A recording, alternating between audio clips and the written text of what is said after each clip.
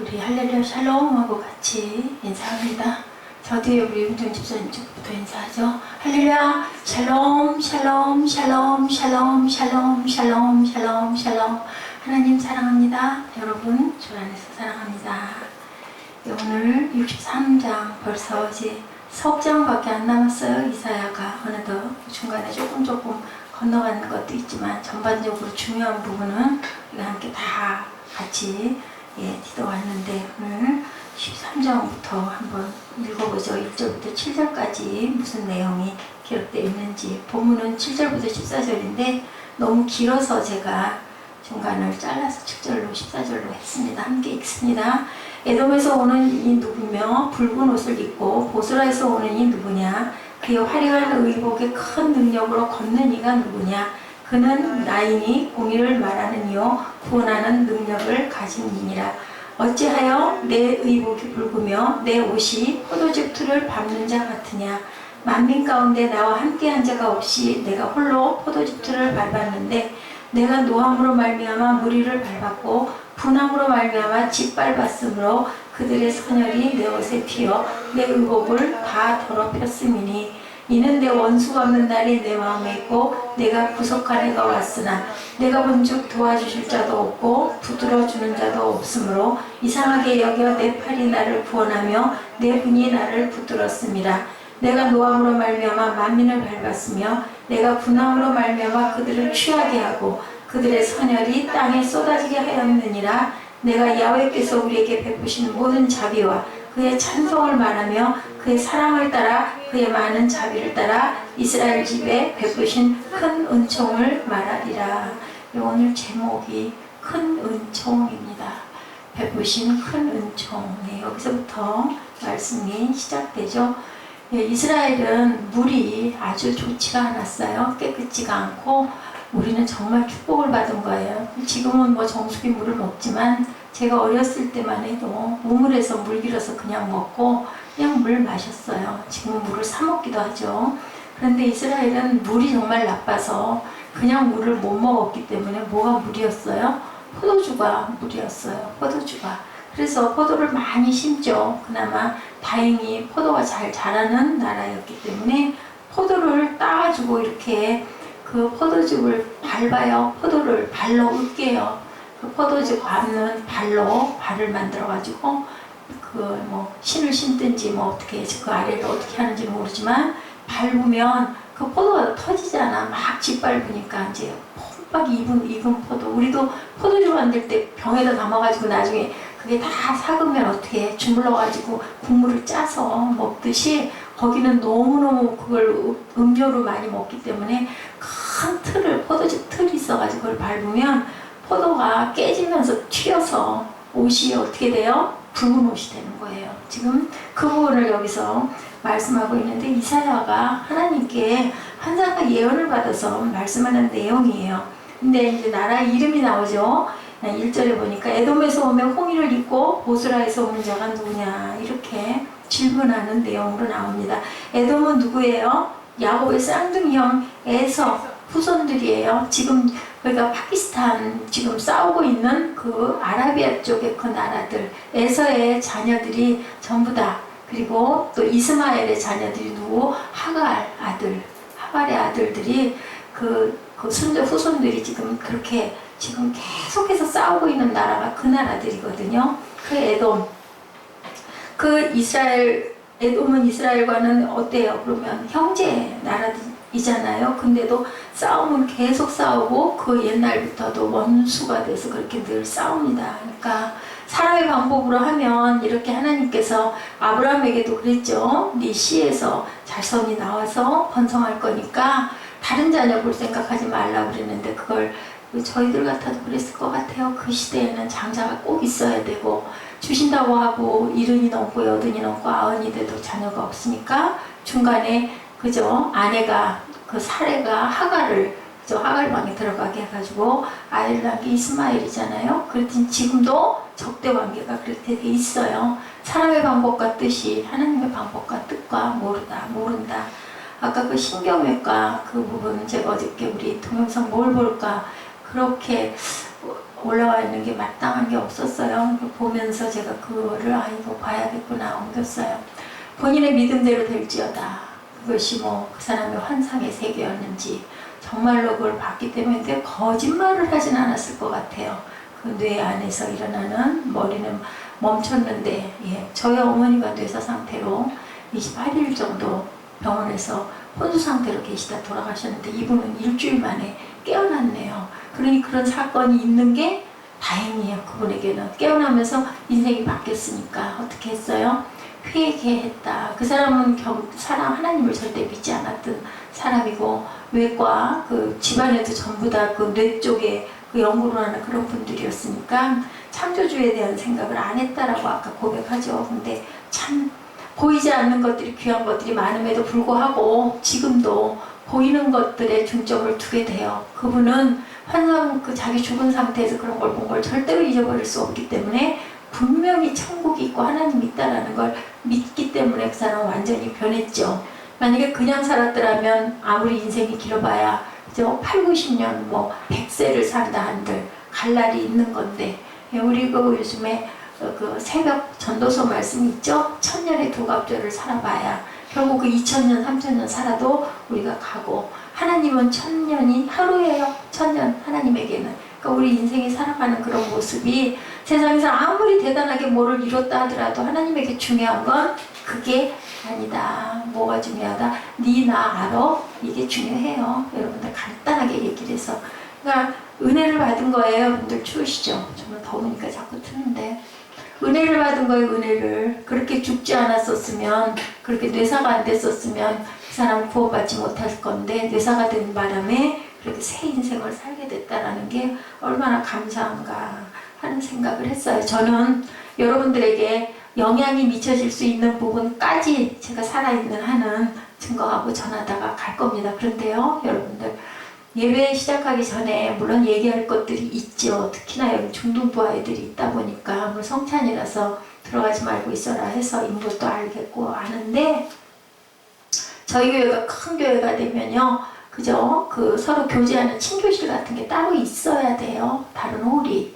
근데 여기가 성전이 하나로 되어 있다 보니까 뭐 친구하고 얘기할 수도 있고 그죠? 뭐 어른들하고도 막 얘기를 잡담을 나눌 수도 있는데 예배 직전에는 여러분들 그러면 안 돼요. 오늘 특히나 성찬이고 얘기할 게 꼭이 굳이 있다. 유아방 있잖아요. 유아방 이용해서 얘기하려는 얘기하고 성전 안에 들어왔을 때는 얘기를 잠깐 하더라도 소곤소곤 그죠? 지난번에 제가 어떤 그런 얘기를 들었어요. 예배하는 그 자세에 대한 이야기를 누구에게인가 잠깐 얘기하다 보니까 누구도 뭐 그랬는데 참 중요한 거예요. 제가 오늘 그래서 반성을 많이 했어요. 내가 그 온전한 모습을 여러분들에게 은혜스럽게 보여주질 않다 보니까 얘기를 해도 전혀 미동도 없고 듣지도 않고 그렇다고 강단에서 목사가 인상을 쓰고 큰 소리를 할 수도 없고 밑에 전도사가 있어서 받쳐주는 사람이 있는 것도 아니고 처음으로 그런 생각을 했네요.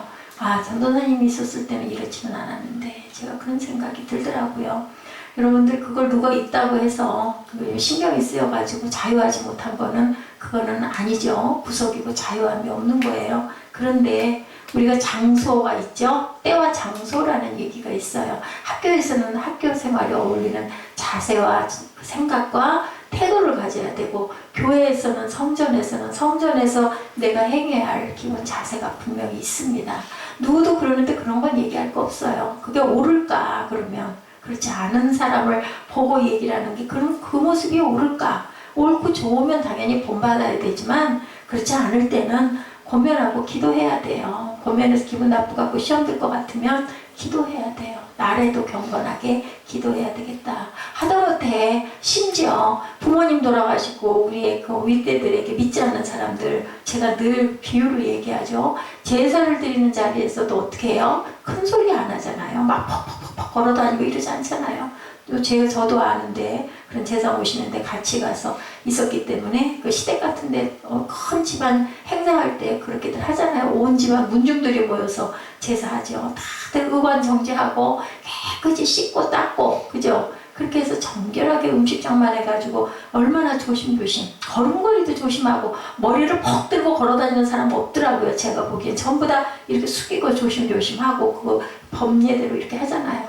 하물며 사람에게도 돌아가는 우리 무윗대들한테도 그렇게 하는데 하나님께 예배드리면서 말을 안 해도 그거는 얘기를 하지 않아도 알아야 돼요. 말투도 조심해야 되고 뭔가 건의를 하고 올려야 될 일이 꼭 있을 때는 메모 써서 올리거나 아니면 참았다가 나중에 예배 끝난 다음에 얘기를 하거나 나눌 얘기가 꼭 있으면 나가서 얘기를 하거나 아니면 방을 이용하셔서 여러분들 얘기하시고 성전에서는 되도록이면 성전 딱 도착했다. 참 그게 우리 교회가 안 되는 것도 제 탓이 아닐까 하는 생각을 합니다. 앉아서 먼저 기도해야 돼요. 단 1분이라도 2분이라도 저 왔습니다 하고 잠깐 묵례라도 하고 움직여야 되는데 그냥 할 일들이 바쁘다 보니까 들어서면서 이것저것 챙기고 하다 보니까 놓쳐요. 내가 그 이유를 알거든요. 근데 우리 그렇게 노력을 하십시다. 자꾸 경건의 모습.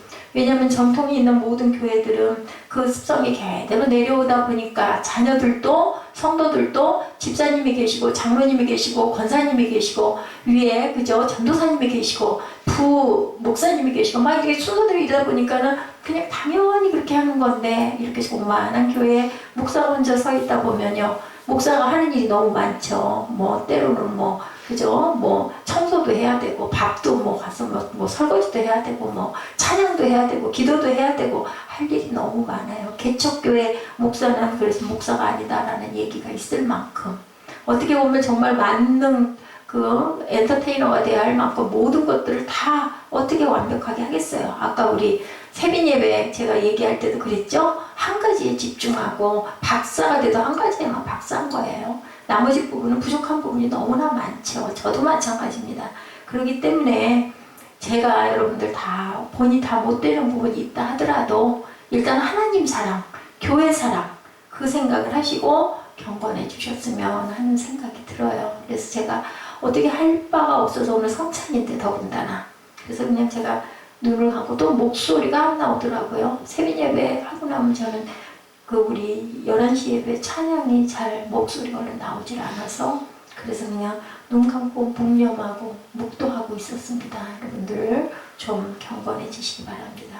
본문 말씀입니다. 1절 말씀에서는 에돔의 수도 보스라. 보스라는 곳이 에돔의 수도다. 여러분들 여기 1절에 나왔으니까 말씀드립니다. 자, 보스라에서 오는 분이 뭐를 입었다고 그랬어요? 홍의, 뭔지 알죠? 빨간 옷을 입었다. 2절에 어찌하여 내 의복이 붉으며 내 옷이 포도즙 틀을 밟는 자 같으뇨. 옷이 시뻘개요.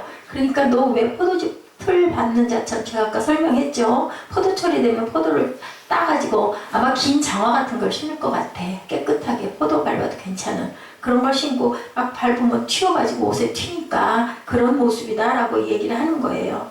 이스라엘 사람들은 포도가 생산 때문에 큰 탱크에 포도를 집어넣고는 들어가서 맨발로 이렇게 밟아요.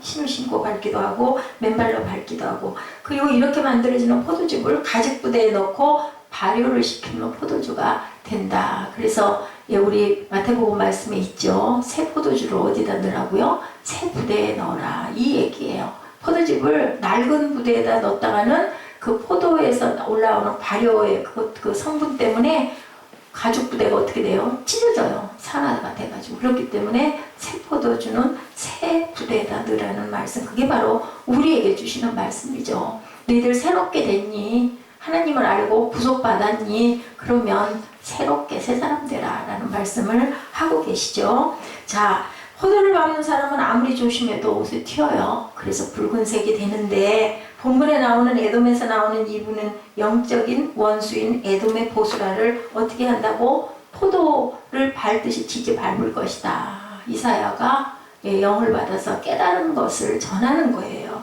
이것은 자 그렇게 하는 것인데 그 옷에 피를 묻히고 승리하여 돌아오는 모습 얘기하는 거죠. 뭐 하는 모습? 심판. 아까도 우리 그 뒤 말미에 잠깐 나오죠. 마태복음 말씀. 네. 문 밖에서 두드리노니 누가 예수께서 두드리고 계신다. 자, 계시록 14장 그리고 19장에 재림주와 심판주로 오시는 분 누구? 예수 그리스도. 가신 모습 그대로 오실 거라고 얘기를 해요. 그 시와 때가 여러분 세대일지 아니면 뭐 10대가 더 흘러간 다음일지 언제일지 모르지만 분명히 온다. 근데요 우리가 가도 마찬가지예요. 우리 후손들이 그대로 있고 우리가 나이가 먹어서 가도 그 심판은 분명하게 있는 거고, 다른 건 뭐냐? 살아서 받는 심판과 우리가 죽어서 받는 심판. 여러분들 어떤 게 더 나을 것 같으세요? 저는 제가 죽어서 가는 심판이 나을 것 같아요. 살아서 심판받으면 우리 후손들이 아직 준비 안 돼가지고 가는 사람들 많을 것 같아서 그게 너무 마음이 아파서 내가 그냥 죽어서 심판받는 거. 왜? 우리가 그때와 시를 누구도 알지 못하기 때문에 매일매일을 항상 준비하는 자세로 살아야 되니까. 저는 기도 제목이 딱 한 가지예요. 뭐 건강하게 해주세요, 여기 낫게 해주세요, 뭐 돈이 많게 해주세요, 이런 기도는 하나님이 알고 계신다고 저는 생각을 하기 때문에 저는 갈 때 그냥 단정하게 하나님 쳐다보면서 가게 해주세요. 그리고 많이 아프지 않고 주변 사람들에게 패기치지 않고 내가 마지막 순간까지 내 몸 내가 움직일 수 있도록, 그리고 잠잘 때 자는 듯이 정돈하고 단정하게 그렇게 깨끗한 모습이기를 원합니다. 그게 저는 제 기도 제목입니다. 여러분들도 저 중보하실 때 그렇게 중보해 주세요. 하늘나라에 가기에 잘못되지 않은 그런 종되게 해달라고, 하나님 나라에 갈 수 있는 종되게 해달라고 기도해 주시기 바랍니다. 요한복음 19장 13, 14절에 또 그가 피 뿌린 옷을 입었는데 그 이름은 하나님의 말씀이라 칭하더라. 지금 오늘 본문 내용이 하나님 말씀이잖아요. 말씀이라 칭하더라. 그 안에서 이사야가 받은 그 말씀을 그대로 증거해 놓고 그것을 풀어주셨는데 바로 누구시라? 예수 그리스도가 이렇게 정말 더럽고 추한 모든 세상의 악한 것을 포도 밟듯이 그 틀에도 넣고 밟듯이 짓밟아 뭉개버리리라고 이렇게 말씀하고 계시죠. 하늘에 있는 군대들이 희고 깨끗한 세마포를 입고 백마를 타고 그를 따르더라. 흰색으로 많이 비유가 되고, 그죠? 우리가 정말 빛으로, 지난번에 우리 금요철야 때인가 예배 때도 제가 말씀드렸어요. 은혜 받은 사람들의 모습은 어떤 모습으로? 환한 빛으로, 광채로, 어둠이 절대로 공존할 수 없는 것, 빛의 세계, 그렇게 변화되는 모습이 된다. 예수를 잘 믿는 사람들 얼굴을 보면 칙칙하고 어둡고 시커먼 구석 없고 환하고 밝게 보인다. 그게 저 사람이 은혜가 있는 사람인지 아닌지를 우리가 알 수 있다. 자, 요한계시록 19장 15절 후반에서 16절에요. 친히 하나님 곧 전능하신 이의 맹렬한 진노의 포도주 틀을 밟겠고 그 옷과 그 다리에 이름 쓴 것이 있으니 만왕의 왕이요 만주의 주라 하시더라. 여기서도 구세주 예수 그리스도에 대한 상징이 나와 있죠. 그래서 이사야 63장 1절에서 6절 아까 우리 읽은 부분은 예수 그리스도의 재림으로 인하여 최후의 심판 때에 완전히 실현되는 심판의 말씀이다 라고 이렇게 기록이 되어 있습니다. 네, 우리 62장 11절 12절에도 야훼께서 땅 끝까지 반포하시되 너희는 딸 시온에게 이르라 보라 내 구원이 임하느니라. 예, 심판, 구원과 심판이 이사야 말씀에는 계속 반복돼서 이루어지고 있고 말씀하고 계세요. 근데 감사한 것, 예, 심판하신다고 그러는데도 항상 뭐 하시려고 하세요? 마지막 한 명까지도 구원하고 싶어 하시는 하나님의 사랑. 예, 아까 거기 우리 볼 때도 나오죠. 그 하늘나라는 어떤 나라라고요? 완전한 사랑에 대한 얘기를 하고 있다. 모습만 봐도 여기 천국이네 알지 않겠어요? 저도 기도를 깊이 할 때 그런 모습들이 보여요. 기도 깊이 영적으로 들어가면 정말 하늘나라는 정말 자유한 공간, 정말 뭐라고 표현할 수 없는 빛도 우리가 사람이 아무리 아름다운 빛을 만들어도 그 빛은 만들어지지 않는 그런 빛이 보입니다. 그래서 야훼께서 땅 끝까지 반포하신다 그러세요. 상급이 그에게 있고 보응이 그 앞에 있느니라 하셨느니라. 보응이 뭔지 알죠? 예, 그 하나님이 주시는 귀한 선물들이 거기 있다. 사람들이 너를 일컬어 거룩한 백성이라 야훼의 구속하신 자라 하겠고, 우리 구속받은 저와 여러분에게 하나님이 하시는 말씀이에요. 너는 거룩한 자라 내가 구속한 너다 라고 얘기를 하시겠고, 너를 일컬어 찾은 바 된 자여 버리지 아니한 성읍이라 하리라. 예, 우리 지난 시간에 예, 같이 나눴죠? 지난주에 이런 것처럼 우리는 버리지 않는 성읍이다. 그리고 너를 일컬어 내가 찾았다. 찾고 찾으면 찾으리라 라고 얘기하죠. 이런 것처럼. 자, 이사야 선지자는 지금 다가오고 있는 구원을 눈으로 생생하게 보고 있는 겁니다. 계속해서 뭐라고 얘기해요? 보라. 항상 봐라, 봐라. 아까 그 신경외과 의사도 보고 나니까 변했어요. 이런 것처럼 우리는 눈이 보여야 된다. 봐야 뭘 어떻게 하지 않겠어요? 근데 보지 않고 믿는 자가 어떻다고요? 더 복되다. 사무엘아, 반듯하게는 못 앉아? 고개 거기다 대고 앉으면 어떻게 될까? 어? 자고 싶은 방에 들어가 자. 차라리. 자세를 그렇게 잡지 말고 항상 얘기하지. 어? 아니 왜 거기다가 고개를 쳐박고 앉아? 엎드려.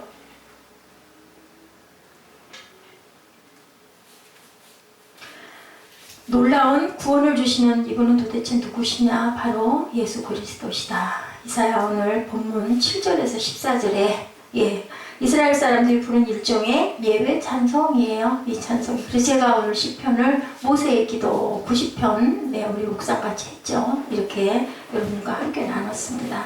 이 내용이, 이 형식이 시편 내용과 비슷한 형태를 띠고 있다. 이 노래가 불리기 시작한 때 언제 바벨론에 함락되고 난 그 바로 그 직후부터 이 노래가 이 고백을 늘상 예배 때마다 했다라고 내려옵니다. 기원전 예수님 오시기 전 587년이 약간 지났을 때에 드러난 이런 내용. 민족적으로 어둠의 시절이었던 이 시기에 많은 문서들이 어둡고 힘들 때 우리가 많은 글을 쓰죠. 많은 기도를 하죠. 많은 고백을 하죠. 이런 것처럼 어두울 때 오히려, 왜냐하면 소망을 품어야 되니까, 못 살겠으니까, 죽겠으니까. 우리 기도할 때도 어떨 때 기도 많이 해요? 힘들고 어려울 때 더 기도 많이 하잖아요. 믿는 사람들이. 이런 것처럼 그때 기록된 문서들이 엄청 많았다라는 거죠. 고통의 시절에 질문을 하게 되죠. 내가 언제까지나 이렇게 하고 살아야 되고 이 끝이 언제요일까 하고 우리가 고백하는 것처럼 실패했을 때, 그죠? 시련을 당했을 때, 큰 병에 걸렸을 때 우리가 몸부림을 칩니다. 거기에서 우리가 건져져 일어나면 성장을 하고 성공을 하는 것이고, 아까 우리 성공과 실패에 대해서 나눴죠. 그렇지 않으면 뭐한다? 실패한다. 그리고 죽음밖에 없다. 거미줄 치는 거 보고, 그죠? 장군이 거기서 은혜를 받죠. 아, 저 거미도 거미줄을 7번, 8번, 9번 실패하고 치는데 내가 전쟁에 한 번 졌다고 해서 내가 죽을 일이 아니지. 그리고 다시 무릎을 펴고 일어난다라는 거예요. 중요한 것은 사람이 돌이키는데 어떻게 돌이키느냐? 소망을 가지고 온전하게 바라보고 돌이킬 줄 알아야 된다. 그런 민족적인 구렁텅이 앞에서 부른 찬송이 바로 오늘 63편 내용이다. 여러분 그렇게 기억하시기 바랍니다. 그래서 탄식시로 분류가 돼요. 이 63편이. 이사야는 고난의 시절에 역설적으로 하나님의 자비를 선포합니다. 자비가 없으면 어떻게 살겠어요? 은총이 없으면 어떻게 살겠어요? 우리가 먹고 마시고 입는 것 있으니까 나는 엄마 아빠가 있으니까. 근데 그 있는 게 정말로 언제까지나 있는 것이겠느냐는 거죠. 아닐 수 있다는 거죠. 부모도 누가 낳으셨습니까? 하나님이 낳으셨으니까. 걷어가는 것도 누가? 하나님이. 주신 자가 아버지시기 때문에. 그래서 우리는 창조주에게 기도한다는 겁니다. 고난의 시절에 이런 역설적으로 자비를 말한 이사야가 말합니다. 내가 야훼께서 우리에게 베푸신 모든 자비와 그의 찬송을 바라며 그의 사랑을 따라 그의 많은 자비를 따라 이스라엘 집에 베푸신 큰 은총을 내가 말할 거야. 63편 7절, 아까 우리 처음에 고백한 본문 내용입니다. 유대민족이 정말 이제 우리나라 이 땅 없어져? 아니면은 어떻게 유지할 수 있을까? 바벨론 포로로 잡혀갈 때 정말 얼마나 회개를 하고 얼마나 기도를 했는지. 그런데도 몇 년을, 장장 70년 동안을 하나님께서는 아무런 대답이 없으신 거죠. 여호와의 자비와 사랑과 은총을 계속 구하고 기도했던 내용이 바로 오늘 본문이라는 것. 우리가 고난이 심하면 심할수록 하나님의 은총을 절실하게 바라게 되죠. 우리가 어려움이 있고, 그죠? 산소가 없으면 어떻게 해요? 막 산소 마스크를 쓰잖아요. 찾아가지고. 그래야 사는 방법이니까. 만약에 그걸 몰랐다면 어떡할까요? 산소 마스크도 모른다. 죽을 수밖에 없어요. 그러니까 아는 하나님의 은총, 하나님의 사랑, 하나님의 자비가 있어야 내가 살겠다. 그걸 발견한 사람은 열심히 구할 수밖에 없다. 그게 바로 찾는 기도. 그리고 두드림이죠. 그렇게 해야 내가 살기 때문에.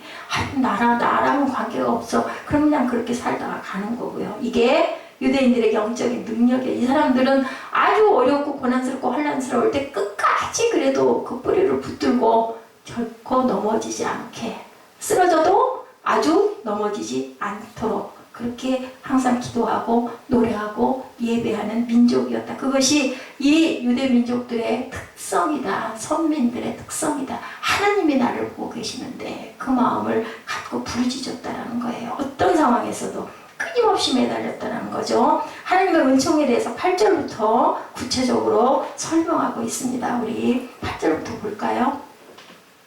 그가 말씀하시되 그들은 실로 누구라고 나의 백성이요 거짓을 행하지 아니하는 자녀라 하시고 그들의 구원자가 되사 그들의 모든 환난에 동참하사 자기 앞에 사자로 하여금 그들을 구원하시며 그의 사랑과 그의 자비로 그들을 구원하시고 옛적 모든 날에 그들을 드시며 안으셨으나 그들이 반역하여 주의 성령을 근심하게 하였으므로 그가 돌이켜 그들의 대적이 되사 친히 그들을 치셨더니 백성이 옛적 모세의 때를 기억하여 이르되 백성과 양떼의 목자를 바다에서 올라오게 하시니가 이제 어디 계시냐 그들 가운데 성령을 두시니가 이제 어디 계시냐라고 얘기를 하는 거죠. 예, 어디에서 건지셨어요? 홍해바다 속에 수장될 뻔한 그곳에서도 건지셨는데 그 하나님이 바로 어디 계시냐? 이스라엘만 나의 백성이라고 부르셨을까? 아니죠. 저와 여러분도 나의 백성이라고 지금 이 말씀이 바로 우리에게 주시는 말씀이다. 제3자가 얘기할 일이 아니다라는 거죠. 사람의 관계, 아까도 얘기했듯이 쟤는요, 누가 그랬어요? 베드로가 사도 요한을 너무 예수님이 사랑하고 맨날 예수님 곁에 가가지고 이렇게 기대고 있고 막 그러니까 샘도 나고 부럽기도 하고 쟤는 어떻게 돼요? 하고 물어보니까 예수님이 그러시죠? 그럼 걱정하지 말고 니나 잘해. 너나 따라와. 라고 부르셔요. 이런 것처럼 자 다른 사람에게는 어떨지 모르지만 우리에게는 정말 절대적이다. 사랑하는 사람들 둘이 두 사람만 아는 비밀이 있죠. 세상 바깥에서 볼 때는 저놈도 싸웠나 봐. 저 커플 괜찮을까? 한데 그걸 정확하게 아는 사람은 두 사람밖에 모른다. 그래서 그런 얘기가 있더라고요. 부부는 부부밖에 그 사람 내 사정을 모르고 이거 마찬가지예요. 하나님과의 나와의 관계 그게 누가 옆에서 뭐라고 얘기를 해도 나는 하나님과의 나와의 관계가 이러니까 남이 뭐 어떻게 볼든 어떻게 해갖고 잘못 살든 잘 살든 저런 사람은 어떻게 저렇게 부유하게 살아 못된 짓은 다 하는데 그거 부러워하지 말라고 늘 말씀하시죠. 나의 백성이라는 표현과 가까운 표현 뭐라고 나와요? 나의 양 그죠? 나의 백성은 왕일 때 나의 백성 나의 양은 뭐일 때? 셰퍼드 알죠? 목자일 때 그죠? 예, 왕은 백성의 생명을 보장하고 목자는 양의 생명을 어떻게 지키죠? 끝까지 내가 죽어도 내 생명이 죽게 돼도 누가 그랬어요? 다윗이 그랬죠? 사자가 양 잡아먹으려고 입으로 움켜가지고 양 딱 물어채면 사자 입에다 주먹을 들여 넣어가지고 후에 파서 양새끼를 건져내는 다윗이었었어요. 다윗이 왕이 되기까지는 그만한 인내와 노력과 수고와 눈물과 땀과 그죠? 피가 있었기 때문에 그런 왕이 되었다라는 것. 그가 구원자라는 사실은 이스라엘 백성들이 당하는 모든 환난에 동참한다고 9절에 나타나 있죠. 야곱의 씨를 내며 유다에게서 나의 신들을 기업으로 얻을 자를 내리니 내가 택한 자가 이를 기업으로 얻을 것이요 나의 종들이 거기에 살 것이다. 10절이죠. 샤론은 양떼우리가 되겠고 아골 골짜기는 소떼가 눕는 곳이 되어 나를 찾는 내 백성의 소유가 되려니와 라고 얘기합니다. 샤론이라는 곳이 뭐예요? 요바에서 갈멜산에 이르기까지 16km에 달하는 지중해변의 평야예요. 방풍림이 두텁게 조립되어 있고 옥토로 되어 있는 곳입니다. 그래서 샤론의 꽃 예수라고 하죠. 샤론의 꽃 예수. 우리나라의 무궁화와 같다라는 그런 비유가 있습니다. 이렇게 아골 골짜기는 여러분 너무 잘 아시죠? 예, 거기에는 무슨 골짜기? 해골 골짜기라고도 한다. 이 내용은 야론과 그의 가족들이 돌에 맞아 죽은 장소예요. 여리고 근방에 있는 황폐한 골짜기의 이름입니다. 이사야 선지자는 이스라엘이 회복되는 날에는 아골과 같은 황폐한 골짜기도 소떼가 눕는 곳같이 될 거다. 아주 평화로운 곳, 이리와 독사가 아이들과 같이 뭐하는 곳? 손장난하고 놀 수 있는 그러한 나라가 이 땅에 임할 것이다 라고 예, 그 요엘 선지자도 얘기하고 우리도 찬양을 많이 하죠. 이 내용을 도대체 하나님 이스라엘 백성을 환란 가운데 동참했다는 사실을 이사야는 어떻게 알았을까? 오늘 제목이죠. 베푸신 크신 은총으로 알았다라는 거죠. 우리 은총을 받아야, 은혜를 받아야 내가 하나님의 영광을 알게 되고 기쁨과 감사가 터져나오고 눈물이 쏟아지는 것처럼, 그것처럼 귀한 것은 없다라는 거죠. 은총에 대한 경험이 없는 사람들은 그것이 도대체 뭘까? 돈 버는 게 낫지, 그럼 뭐 은총 눈에나 보이니? 하지만 중요한 건 뭐예요? 은총이 나를 살린다라는 것. 여러분들 아시기 바랍니다. 아무리 돈이 많고, 아무리 내가 유명하고, 아무리 성공을 해도 암에 걸려가지고, 그죠? 방사선 치료하고 머리 다 빠져버리고, 음식도 못 먹고, 소화도 안 되고, 무슨 소용이 있겠어요? 예수님이 말씀하시죠? 창고를 더 늘려야겠다 하니까 내가 네 영혼 걷어가면 그거 다 누구 거니? 라고 물으세요. 헛되니 모든 것이 헛되도다. 누가 그랬어요? 솔로몬이 그렇게 고백하죠. 그 대단한 영광과 영화를 다 누렸던 솔로몬이 왜 그럴까요? 다 해봤는데 다 해봐도 다 필요 없고 다 소용없다. 뭐밖에 없다. 내가 돌아갈래 집, 내 고향밖에 없다라는 것을 고백합니다. 1000명의 아내를 두고 어떻게 살았을까? 저는 참 대단한 사람이라는 생각이 들어요. 자, 은총에 대한 경험, 사물을 확인하는 것과는 다르죠. 돈벌이와는 다릅니다. 영적인 부분이기 때문에. 해변에서 여러분들 파도만 보고 그것이 바다의 모든 것이라고 믿는 사람들에게 바닷속의 세계를 만약에 스킨스쿠버를 해서 간다면, 가끔가다 우리 바닷속 보여주면 얼마나 아름다워요. 그죠? 바닷속에 있는 물고기들은 또 정말 좋겠다 생각을 저는 많이 해요. 우리는 너무 모르는데 바닷속에도 또 세상이 있고 하늘 위에도 세상이 있다라는 거, 우리는 정말 여기 보여주는 요거 우리 눈에 그 반경 너무 짧아요. 듣는 것도 마찬가지죠. 그런 것처럼 없는 것이 있는 것인 것이 너무 많다라는 것을 우리가 압니다. 자, 이사야는 11절부터 모세 전승을 얘기하죠. 모세 시절은 고난의 대행군 같은 것이었다라고 나타납니다. 11절입니다. 오직 나 야훼를 버리며 나의 성산을 잊고 어디에서? 네, 길에서 상을 베풀며 문의에서 섞은 술을 가득히 붓는 너희여. 네, 내가 너희를 칼에 붙일 것인즉. 네, 65장 내용이 그렇게 나와 있네요. 제가 조금 장수가 넘어갔어요. 자, 11절입니다. 11절, 12절입니다. 그의 영광의 팔이 모세의 오른손을 이끄시며 그의 이름을 영원히 하게 하려 하사 그들 앞에서 물을 갈라지게 하시고 그들을 깊음으로 인도하시되 광야에 있는 말같이 넘어지지 않게 하시니가 이제 어디 계시냐. 14절이죠. 여호와의 영이 그들을 골짜기로 내려가는 가축같이 편히 쉬게 하셨도다. 주께서 이와 같이 주의 백성을 인도하사 이름을 영화롭게 하셨나이다 하였느니라. 모세를 어디로 인도했다고요? 어디에요? 무슨 강이에요? 홍해바다. 예, 갈라지게 하는 그 역사. 여러분들 그 갈라지는 거, 예, 만약에 우리가 그때 그 시절에 그 백성들이었으면 바로 그냥 갈라지는 그 속으로 신나도 뛰어갔을까? 응? 희성아, 어떨 것 같아 마음이? 만약에 내가 하나님이 물을 갈라주셨어. 그래서 다들 거기를 건너가야 산대. 그 글이 들어섰어. 그러면 막 신날까? 기분 좋을까? 어떨 것 같아? 상상을 해보면. 응? 무서울 것 같지. 그러다가 다쳐버리면 어떡해. 그지? 물이 나를 침범하면 어떡해. 근데 뭐 하고 갔어? 믿음으로 건너갔다. 근데 결코 그 믿음으로 건너가는 그 길이 너무 기쁘고 너무 신나지는 않았을 것 같아요. 두려울 것 같아. 빠지면 어떡해. 그러다가 물이 더 습하면 어떡해. 우리 사는 삶이 바로 그런 삶이다. 그죠? 어느 순간에 어떤 일이 일어날지 모르는데 어떻게 살아? 그럼 무서워서 믿음 가지고 살아야 되겠죠. 그죠? 어느 한순간에 어떤 일이 일어날지 우리는 아무도 모르기 때문에 뭐 가지고? 믿음 가지고 살아야 되겠다. 모세도 죽을 운명이었고 어땠어요? 그의 어머니가 어떻게 했어요? 기를 수가 없어서 뭐에다가? 갈대 상자에다가 모세가 물에서 건져냈다.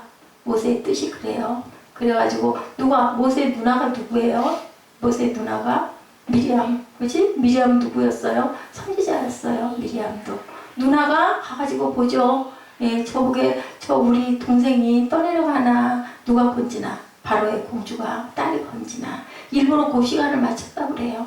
그때 쭉 나와서 뭐하니까 목욕하니까 눈에 띄게. 근데 뭐에다 걸었을까? 기도했겠죠. 마음에 감동이 없으면 그 아기가 거기서 우는 거 그냥 죽여버릴 수도 있잖아. 내버려둬 버릴 수도 있고. 근데 건져서 모세가 자라게 되죠. 하나님의 역사죠. 그것을 언제 하나님께서는 태초에 아셨다. 우리는 몰랐다. 그 차이인 거예요. 그죠? 바로의 공주가 이 아이를 발견해서 살리지 않았었으면 어떻게 됐을까?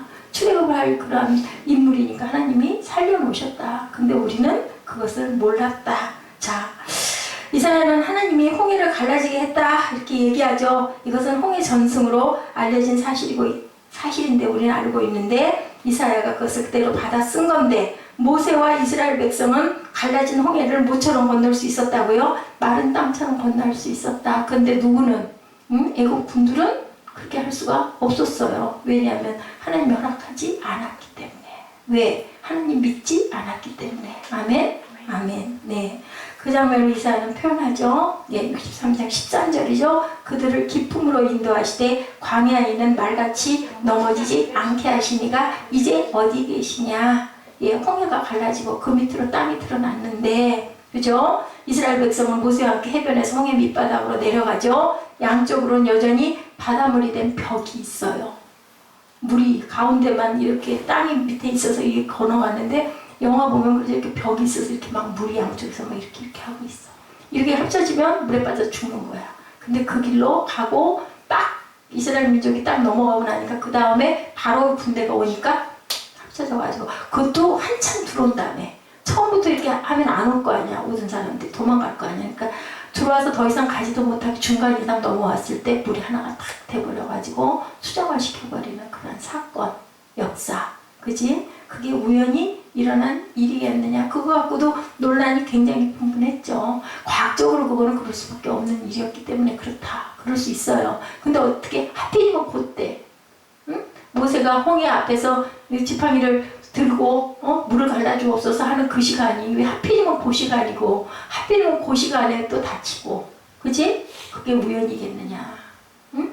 그게 우연이겠느냐. 그래요. 죽음과 삶의 경계선 바로 이런 것이다. 아무도 모른다. 아무도 문 밖에서 두드리는 소리 아무도 듣지를 못한다. 어떤 자들만 깨어서 기도하는 자들, 깨어서 하나님 바라보는 자들만 들을 수도 있고 볼 수도 있고 알 수도 있다. 아멘. 그렇게 살아야 되겠죠. 자, 죽음을 가장 가까이 느낄 수 있는 곳 어디예요? 바로 홍해바다 한가운데가 아닐까. 우리는 지금 어느 지점에 저와 여러분은 살고 계신가? 나는 지금 어디 있는가? 항상 돌아볼 줄 아는 저와 여러분 되셔야 될 줄로 믿습니다. 주변의 제국으로부터 이스라엘 얼마나 많은 우리나라가 뭐 900번 이상 외국의 외적들이 침략을 받았다면서요. 그래서 저는 역사 공부했는데도 거기까지 기억 못했는데 그렇게 전쟁이 많았대요. 우리 이 조그만 나라를. 근데 지금까지 이렇게 유지가 되고 이렇게 잘 살게 된 거 왜 우연일까? 그죠? 하나님의 은혜라고 저는 생각을 합니다. 이렇게 조그만 나라 잘 보이지도 않잖아요. 저는 항상 토끼 허리 그 모양밖에 생각이 안 나요. 우리나라 지도 생각하면. 이스라엘도 그러죠. 자, 아시리아, 바벨론, 페르시아, 로마 이르기까지 죽음의 공포를 늘 이스라엘은 경험하면서도 절대 죽지는 않았어요. 나라가 절대가 없어지진 않아요. 그것도 기적이라고 그래요. 나라 뺏겨가지고 수백 년을 있었는데도 다시 이스라엘이라는 나라는 다시 태어나는 그러한 나라. 우리는 36년 일본 사람들에게 우리나라 국적을 뺏기고 살아서 다시 되찾았지만 이스라엘은 어땠어요? 몇백 년 동안을 자기 나라가 없이도 나라가 섰어요. 이스라엘은 누구도 점령해서 먹을 수가 없는 나라. 왜? 영적으로 아까 여기 말씀한 것처럼 항상 무엇을 하나님의 은총을 구하는 나라였기 때문에 살아남을 수 있었다. 나라가 지켜줄 수 있었다라는 거죠. 하나님이 그렇게 하셨다. 아우슈비츠 집단 수용소에서 유대인들을 홍해 깊은 곳을 경험했을 거예요. 삼켜질 위기. 거기서도 살아나게 하시는 하나님이시다. 이사야는요. 자, 여호와의 영이 그들의 골짜기로 내려가는 가축같이 편히 쉬게 하셨다. 63편 14절 앞쪽에 그렇게 말씀하고 있습니다. 골짜기도 깊은 곳인데 홍해 깊은 곳과는 다르다라는 거죠. 골짜기는 가축이 편안히 물을 마시고 풀을 뜯을 수 있는 곳인데 야훼 하나님으로 인해서 이스라엘 백성들이 골짜기로 내려가는 가축처럼 홍해 깊은 곳으로 내려갈 수 있었다. 골짜기하고 어떻게 비하겠어요? 홍해 바다하고 비할 수가 없는데도 마치 골짜기에 내려가는 풀 뜯는 양처럼 내려갈 수 있게 해주신 기적의 하나님의 이야기를 여기서 하고 있습니다. 사람의 눈으로는 더 이상 희망이 없는 상황에 하나님의 은총을 발견하는 거죠. 어떻게 하겠어요? 앞으로 가면 홍해바다고 뒤로 돌아가면 바로의 군사가 말차 타고 칼 들고 쫓아오고 있고 어떻게 바닷속으로 내려가는 수밖에 없잖아. 어디다가 의지하고 하나님께 의지하고 사무엘 같으면 어떡할 것 같아? 나 죽어 그러고 주저앉아 버릴까? 응? 나는 내려가 살아야 되잖아. 끝까지 뭐에다 의지하고 하나님이 나 지켜주실 거야. 그렇게 의지하고 방법 없을 때 이 사람들은 이렇게 했다라는 거죠. 우리들은 굉장히 은총을 바래요. 은총 나려 주옵소서, 형통하게 해 주옵소서 많이 해요. 그러면서도 하나님의 은총을 정말로 제대로 경험하고 맛보려고 하지는 않는다. 그냥 좀 잘 살게 해주시지. 나 그냥 예배 잘 드리잖아요. 나 11조 하잖아요. 이렇게 생각을 한다라는 거죠. 자, 우리보다 먼저 홍해 깊은 곳에 내려가신 분 누구셨어요? 예수 그리스도가 십자가 지심으로 홍해를 경험하셨어요. 그리고 다시 부활하셨어요. 그죠? 예. 그렇기 때문에 우리는 뭐 해야 된다? 예수를 믿어야 된다. 주님도 자기 목숨을 버리니까 살아나셨으니까 나도 주님 의지해서 내 목숨이 살아날 걸 믿습니다 하고 환난과 고통과 어려움이 온다 할지라도 세상이 좋은 세상만은 아니거든요. 세상에 사는 동안은 다 눈물과 피와 땀이라고 그랬어요. 그렇기 때문에 우리는 임마누엘 하나님을 늘 찾아야 된다라는 내용이 오늘 본문의 내용입니다. 이사야에게서 전해들은 은총의 놀라운 깊이, 누구에게? 예수의 모습, 예수의 십자가의 그 고난에 돌아가심 그리고 부활하심으로 우리는 그 은총을 경험한다. 오늘 무슨 날이었어요? 성찬주일이었어요. 그리고 1년의 반을 다시 시작하는 그런 귀한 출발점이기도 했습니다. 예, 우리가 홍해 깊은 곳을 절대로 두려워하지 마시고 우리의 영적인 눈을 어디에다가 주님께 맞추고 십자가가 아주 극악무도한 사람들만 죽이는 흉측하고 무서운 그 사형 틀이었어요. 그 시절 그 사람들에게는. 근데 십자가가 어떻게 변했어? 사무엘 가슴에 단 그 십자가처럼 아름다운 구원의 상징이 됐어요. 생명의 상징. 아멘. 이런 것처럼 항상 십자가를 바라보는 저와 여러분 되시기 바랍니다. 그분을 통해서 우리의 삶에 하나님의 은총이 얼마나 깊게 내 안에 있는지, 아니면 내가 없는지, 아니면 난 잘 모르겠는지, 그거는 누구만 알까요? 본인과 하나님만 아셔요. 그죠? 이렇게 기도하신 저와 여러분 되시기를 주님의 이름으로 축복합니다. 희정이 졸렸구나. 기도하시겠습니다. 하나님 감사합니다. 나는 시온의 의가 빛같이 예루살렘 구원의 횃불같이 나타나도록 시온을 위하여 잠잠하지 아니하며 예루살렘을 위하여 쉬지 아니할 것인즉 이방 나라들이 내 공의를 무당히 단 내 영광을 볼 것이요 너는 야훼의 입으로 정하실 새 이름으로 일컬음이 될 것이라고 하나님 말씀하셨습니다. 새 이름을 주셨습니다. 새롭게 변화되게 하시고 새롭게 살게 하여 주옵소서. 감사드리었고 예수 그리스도의 이름으로 감사하며 기도드렸사옵나이다. 아멘. 우리 찬양하시고 축도로 예배를 마치도록 하죠.